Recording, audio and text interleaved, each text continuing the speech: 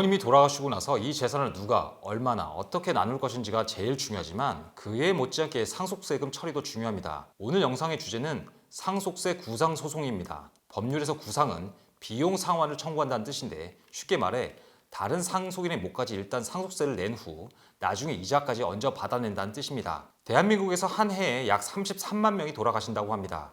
앞으로 상속세가 어떻게 개정될지 확실하지는 않지만 2025년 현행 상속법에 따라 상속세가 나오는 재산을 남기고 돌아가시는 분이 약 2만 명 정도라고 합니다. 33만 분의 2만, 즉 한 해 돌아가시는 분들 중 약 6% 정도만이 상속세가 나오는 재산을 남긴다는 뜻입니다. 이 상속세를 제때 제대로 처리하지 않으면 큰 손실을 볼 수 있는데 상속세 신고와 납부 기한에 제한이 있기 때문입니다. 이 기한을 지키지 못하면 가산세가 붙는데 이 가산세 부담이 엄청납니다. 상속세 신고 기한을 놓치면 곧바로 국세기본법에 따라 20%의 무신고 가산세가 붙고 법정 납부 기한까지 국세를 내지 않으면 역시 국세기본법에 따라 매일 10만 분의 22, 연 이율로 따지면 약 8.03%의 납부 지연 가산세가 붙는다는 점은 이전 영상에서 말씀드렸습니다. 상속세 신고 기한과 납부 기한이 구체적으로 어떻게 되는지 지난 영상 확인하시면 됩니다.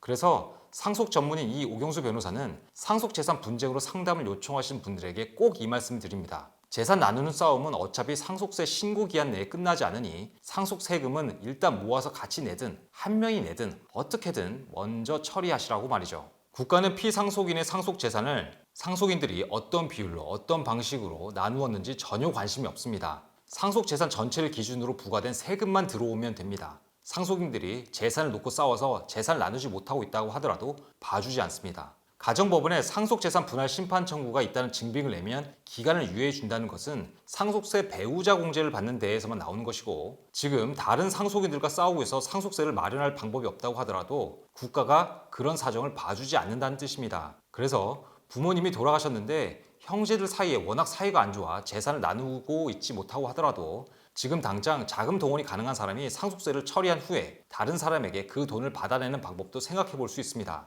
만약 어떤 사람이 상속세를 먼저 처리하면 가산세를 내지 않아도 되는 이익은 상속인 전원이 누리죠. 사실상 원수와 같은 다른 상속인의 이익을 위해 내 돈을 쓰는 것이 감정상 받아들이기 어려울 수도 있지만 그렇지 않으면 그 사람도 상속세 가산세를 내야 합니다. 그러니 여유가 되는 사람이 상속세를 먼저 처리하는 일은 그 사람 본인의 손실을 줄이기 위한 행동입니다. 다른 상속인들이 이익을 보는 것은 부수적인 효과에 불과하죠. 그리고 어차피 다른 상속인들에게 이자를 얹어 돈을 받아낼 수도 있으니 따지고 보면 그렇게 손해를 보는 것도 아닙니다. 그럼 실제 이 오경수 변호사가 처리했던 상속세 구상소송을 말씀드립니다. 의뢰인의 개인정보 보호와 변호사 윤리상 사건을 특정할 수 있는 정보는 모두 각색해서 말씀드린다는 점 양해 바랍니다. 의뢰인은 돌아가신 아버님의 장남이었습니다. 앞으로 의뢰인의 아버님을 피상속인이라고 하겠습니다. 의뢰인 부부는 부모님 두 분을 모시고 살았고 피상속인은 장남에게 많은 재산을 먼저 증여하셨습니다. 다른 형제는 피상속인의 이런 결정을 받아들일 수가 없었습니다. 그래서 다른 형제들은 피상속인 사후 의뢰인을 상대로 유류분 반환 청구 소송을 하였습니다.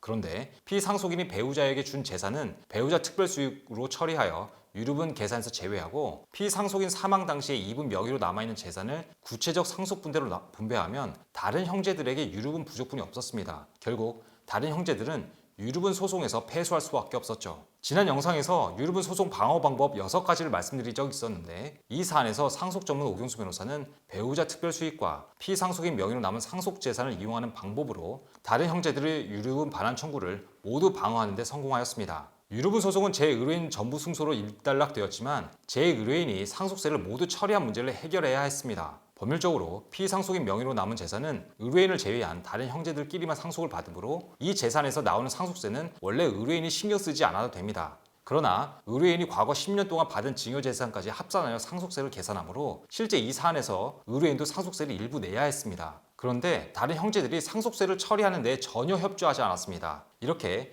상속세 내는 문제를 가지고 싸우는 사이에 결국 의뢰인은 상속세 신고 기한 및 납부 기한을 놓치고 말았습니다. 그래서 제 의뢰인은 앞으로 더 생길 손실을 막기 위해 거의 3억 원에 가까운 본인의 돈을 끌어와 그때까지 발생한 가산세를 포함한 상속세 전액을 냈고 유류분 소송이 끝난 후에 다른 형제들을 상대로 부당이득금 반환 청구 소송을 시작하였습니다. 실제 소송에서 다른 형제들은 상속세를 의뢰인이 전부 부담한다는 합의가 있었다. 의뢰인이 상속세 신고를 제때 하지 못해서 생긴 가산세는 오히려 본인들에게 손해배상해야 한다는 등의 주장을 하였습니다. 이 사건은 고등법원까지 갔는데 서울고등법원은 다른 형제들의 주장을 모두 기각하고 원고, 즉 의뢰인의 부당이득 반환 청구를 모두 인정하였습니다. 그래서 의뢰인은 상속세를 대신 내준 돈에다가 이자까지 전부 돌려받을 수 있었습니다. 이 사안에서 핵심은 의뢰인이 상속세 신고 기한을 지키지 못해 상속인 전원에게 부과된 가산세가 누구의 책임인지에 관한 것이었습니다. 만약 상속세 신고를 한 의뢰인에게 그 신고를 한 책임을 물을 수 있다면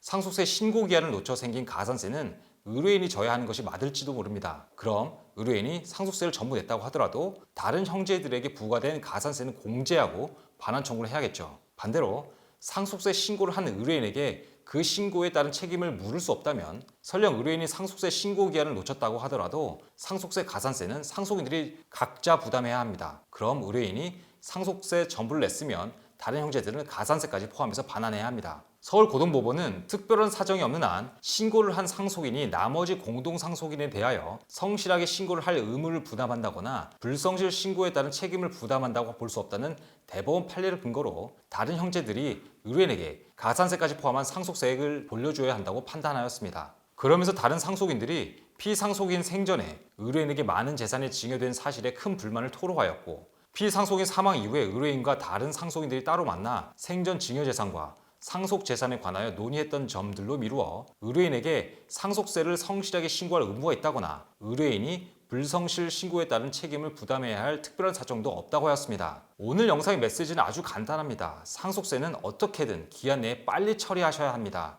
상속세를 낼 때 누가 얼마나 분담해야 하는지를 정확히 계산하느라 시간을 허비하면 안 됩니다. 일단 상속세를 처리하고 나중에 정산해야 합니다.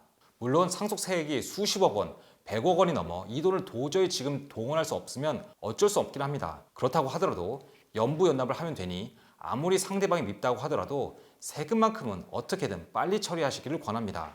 오늘 영상 좋으셨다면 구독, 좋아요, 알림 설정 꾹꾹 눌러주세요.